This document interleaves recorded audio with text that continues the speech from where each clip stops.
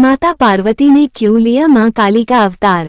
जाने पौराणिक कथा। हिंदू पौराणिक कथाओं में मां काली एक ऐसी शक्ति के रूप में पूजी जाती हैं, जो राक्षसी शक्तियों का नाश करने और धर्म की रक्षा करने के लिए प्रकट हुई थीं।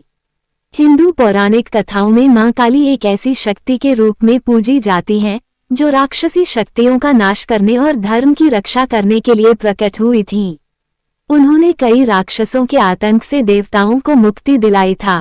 मां काली का अवतार देवी पार्वती का सबसे शक्तिशाली और उग्र रूप माना जाता है, लेकिन क्या आप जानते हैं कि माता पार्वती ने किस वजह से मां काली का अवतार धारण किया था? चलिए जानते हैं कि क्या है इसके पीछे की पौराणिक कथा। राक्षसों का आतंक। पौराणिक कथाओं के अनुसार प्राचीन काल में शुंभ और निशुंभ नामक दो शक्तिशाली राक्षसों ने तीनों लोकों स्वर्ग, पृथ्वी और पाताल में आतंक मचा रखा था। इन राक्षसों ने अपने बल और सैन्य बल से देवताओं को पराजित कर स्वर्ग पर कब्जा कर लिया था। देवता भयभीत थे और इन राक्षसों का सामना करने की शक्ति नहीं बचा पा रहे थे। शुंभ और निशुंभ की सेना में चंड और मुंड जैसे क्रूर राक्षस भी शामिल थे, जो अपने बल और क्रूरता के लिए कुख्यात थे। देवताओं ने भगवान शिव की पत्नी और आदि शक्ति के स्वरूप देवी पार्वती से सुरक्षा की गुहार लगाई। देवी पार्वती ने देवताओं की पुकार सुनी और उनके कष्टों को दूर करने का संकल्प लिया, लेकिन शुंभ और निशुंभ की शक्ति इतनी प्रबल थी कि सामान्य रूप में उनका सामना करना असंभव था। इसलिए देवी पार्वती ने अपने भीतर की प्रचंड शक्ति को जागृत करने का निश्चय किया, जिसके परिणाम स्वरूप देवी काली प्रकट हुई। कैसे हुआ मां काली का अवतार? देवी भागवत पुराण और मार्कंडेय पुराण में वर्णित दुर्गा सप्तशती के अनुसार देवी पार्वती ने अपने क्रोध और शक्ति को नियंत्रित किया। एक दिन जब वे हिमालय की गुफाओं में ध्यान कर रही थीं, उनके माथे से एक तेजस्वी और भयंकर शक्ति प्रकट हुई। ये शक्ति देवी काली थी, जिनका रूप अत्यंत भयंकर और भयानक था। देवी काली का रंग गहरा नीला या काला था, उनकी जीभ लाल और उभरी हुई थी, उनके गले में कटे हुए सिरों की माला थी और उनके हाथों में तलवार, त्रिशूल और अन्य हथियार थे। उनकी आंखें क्रोध से लाल थीं और स्वयं देवता भी उनके रूप को देखकर भयभीत हो गए थे। मां काली का यह अवतार मां पार्वती के क्रोध का प्रतीक था। वो उस शक्ति का प्रतीक थी जो काल और मृत्यु को नियंत्रित करती है और जो बुराई का नाश करने में सक्षम है। मां काली का जन्म इसलिए हुआ क्योंकि शुंभ और निशुंभ जैसे राक्षसों का विनाश केवल उस शक्ति से ही संभव था जो न केवल शक्तिशाली हो, बल्कि भयंकर और अजेय भी हो। युद्ध और राक्षसों का संहार।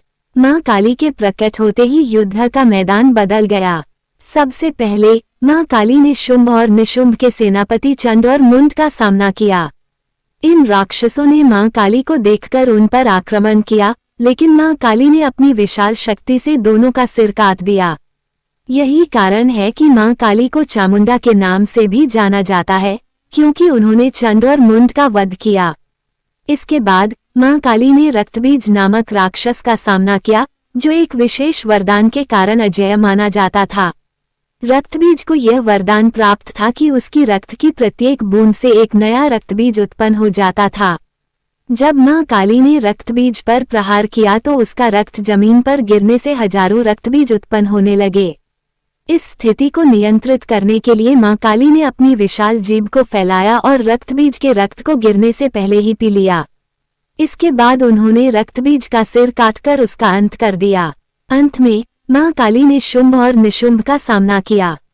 दोनों राक्षस मां काली के सामने टिक नहीं सके।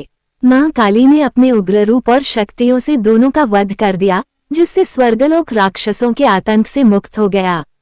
मां काली का क्रोध। राक्षसों का वध करने के बाद मां काली का क्रोध शांत नहीं हुआ। उनका उग्र रूप इतना भयंकर था कि उनकी शक्ति से तीनों लोग कांपने लगे। उनके नृत्य यानी तांडव से धरती डोलने लगी और देवता भयभीत हो गए। इस स्थिति को नियंत्रित करने के लिए भगवान शिव स्वयं मां काली के सामने लेट गए। जब मां काली ने देखा कि वह भगवान शिव पर पैर रख रही हैं, तो उनका क्रोध शांत हुआ और वह अपने शांत स्वरूप में लौट आई।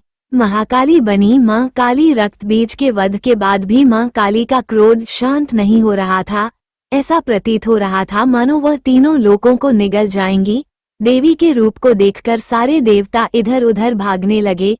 तब भगवान शिव उनके रास्ते में लेट गए।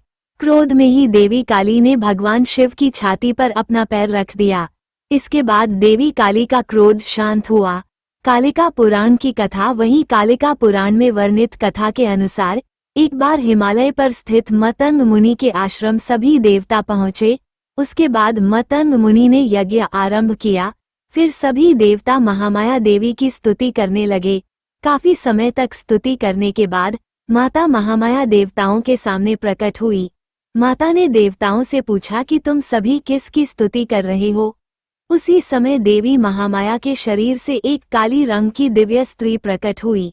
उस दिव्य स्त्री ने देवी महामाया से कहा, ये सभी मेरी ही स्तुति कर रहे हैं। वही देवी महाकाली के नाम से जानी जाती हैं।